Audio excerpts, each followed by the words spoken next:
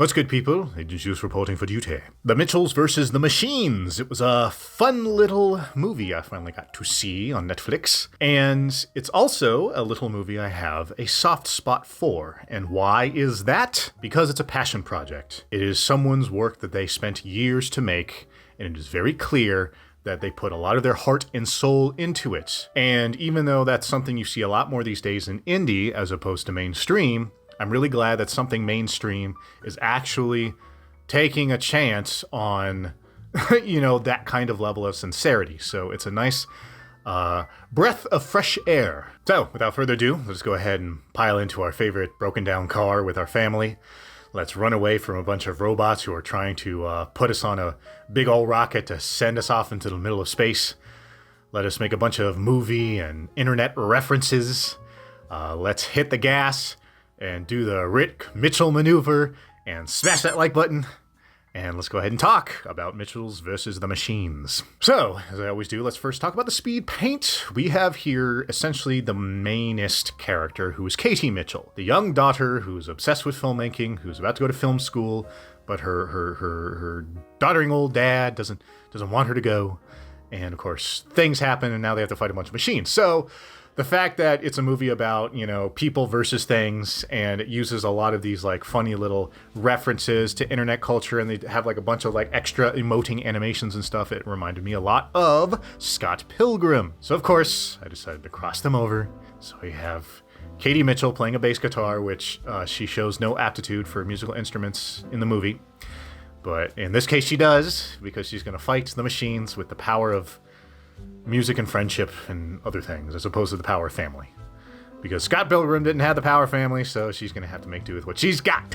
So, the Mitchells versus the Machines. Did I enjoy it? Yeah, I did. I'm not going to say that it's phenomenal or groundbreaking or like this cinematic masterpiece or like, this thing that changed my world.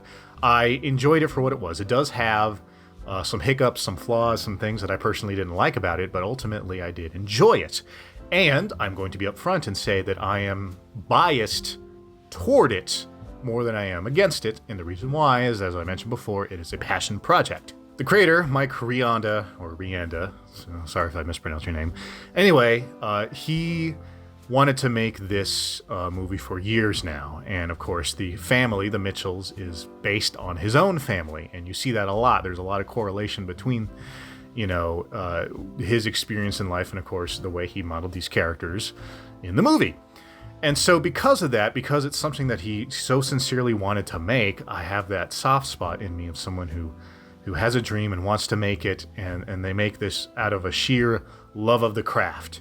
And so, even though, some of the things they do, I kind of sometimes go, I would have done this differently, or like, that wasn't terribly funny. I'm not going to really hold it against him, because at the very least, I can say that even though certain things fall flat, I know at least that they were done not out of like, oh, what are the kids into these days, but more rather like, I genuinely enjoy this. Do you guys enjoy it? In some cases I say, not really. And in some cases I say, actually, that's really funny. So to kind of get it out of the way, some of the things that I wasn't the biggest fan of is I don't like it when shows like overuse cutesy emoji animation nonsense inserts here and there, which I know is like a big weird ironic thing, which is like, that's kind of the point of animation, is that you can do these things and pep it up and spice it up more. And it's just like, yeah, but like I don't like how sometimes it feels forced, and like you're trying that kind of like overbearing try hard feel of it. It was something I really disliked about the original Teen Titans cartoon back in like the early 2000s, is when they overused like the anime what's that called, chibi stuff that they did. And so, so now they have like these insert things that they do in this movie I'm not the biggest fan of. There were some plot things that like, I've seen before and they did before, and I kind of didn't like it. But that's kind of like one of those things where you kind of learn to accept, like, okay, they're introducing, Katie Mitchell's like, I'm just a girl, and, I was always the weird kid. And it's like, yeah, I've seen that before. But it's kind of one of those things where you kind of have to do it for the sake of doing it, so you can establish, okay, here is the lay of the land. You guys get it? Okay, cool, on with the movie. When the movie really gets kicking, that's when I really start enjoying it. This movie, I find, is best when you really get to feel the chaotic energy of the family.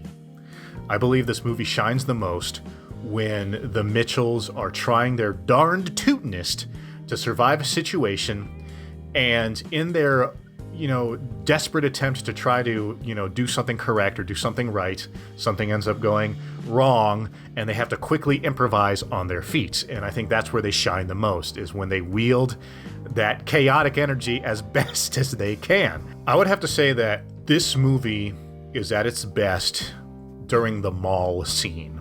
And what I mean by that is, there's a point where they have to go to a mall in order to go to the nearest, iPhone shop, or in this case, it's called PAL, in order to, download a virus that'll kill the machines and, save the day, right? So they go to this mall. They have this nice little Dawn of the Dead reference that they make and stuff, because, they're trapped in the mall with a bunch of robots. And, they try to download the doodly bop, but all of a sudden, all of the smart machines inside the mall all come to life. And they have this great, it's kind of like that episode of Futurama where the robots revolt.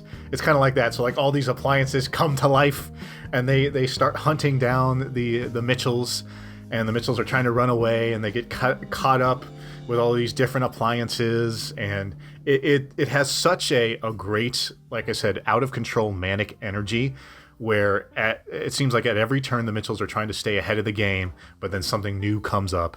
And of course, the culmination of that mall scene is when a bunch of Furbies come to life and hunt them down like Gremlin style. And of course, you got the giant Furby. And there's an established thing where the dad, Rick Mitchell, is a big outdoorsy guy, and he doesn't like technology. And there's a scene early in the movie where he shows hey, this is how you tie a snare trap to catch little animals. And of course, they're calling back to that. So he's tying a snare trap to catch the big Furby. And he rigs it up, and everything goes according to plan. And he uses himself as the counterweight to try to, tripwire the Furby so it'll hang upside down. But of course, the Furby is giant, and he's normal size. So there's a part where he's just kind of hanging there, and he's just staring this Furby right in the face. And it's best laid plans always screw up. And of course, the family has to save them. So they all pile on. And of course, the friendly machines that they befriended earlier use their gravity gun pole to kind of help yank down, and they string up the giant Furby. So they managed to solve the problem, but they could only do it through this chaotic energy of having to think on their feet. And so that entire encapsulated scene is where I believe the movie shines the most. And if I could, be here sitting in my armchair, having no involvement with the project, and of course, hindsight is always 20/20.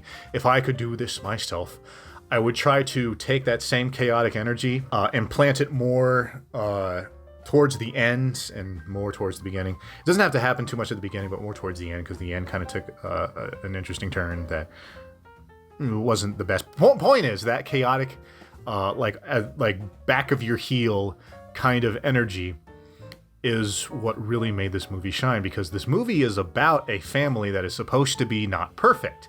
I mean, they go as far as to have a perfect family, side-by-side comparison. And of course, the perfect family is always perfectly in sync, and they do a bunch of ninja moves in order to escape the machines. They eventually get caught, so the Mitchells still need to save them. But the point is that we are here seeing a movie that puts a special emphasis on this family is not the average family. We're kind of imperfect, but we make it work. And so whenever they have a situation where they have to solve it through their, we got to make it work, man. We're kind of flying by the seat of our pants. Anytime they do that, I believe is where the movie shines the most. But again, I am not going to be too terribly hard on this movie because I'm biased and I know that it's a passion project. And despite some of the choices they made, as I said before, I feel better about it because I know it wasn't done as a corporate, what are the kids doing kind of things, like trying to relate to the kids, how you doing fellow kids, like the Steve Buscemi meme. But it's like a sincere thing. You know what it is? It's like a dad joke, okay? Dad jokes are corny, they're cringy, you kind of roll your eyes at them, but they're made by your dad, right? Your loving father figure who says these jokes out of sincerity sometimes, and even when he's kind of ribbing you, he's doing it good-naturedly, as opposed to a corporate advertisement that's trying to be with the cool kids, where you can see that it was like market researched and like, polished clean so that all the soul is gone from it.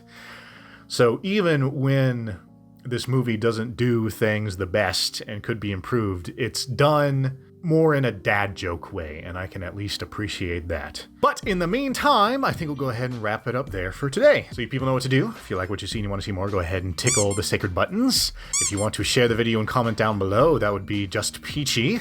If you're on minds.com, it's as easy as hitting that remind button. Otherwise, you can share the URL the old-fashioned way. And of course, this is the reminder that I do have Patreon Subscribe Star if you want to see my exclusive monthly content, as well as I always put the long form of the speed paint of every video I do. So if you want to look at the arduous detail of how I made this pic, you can check that out on Patreon Subscribe Star. And of course, if you wish to stalk me elsewhere on the internet, I always put up my links here on the screen. And of course, I always emphasize minds.com because it's the alternative website, so you can be cool and alternative like the cool alternative kids always do. And so yeah, with all that said, I thank you for spending this time with me. I do hope you all stick around. And until next time, deuces.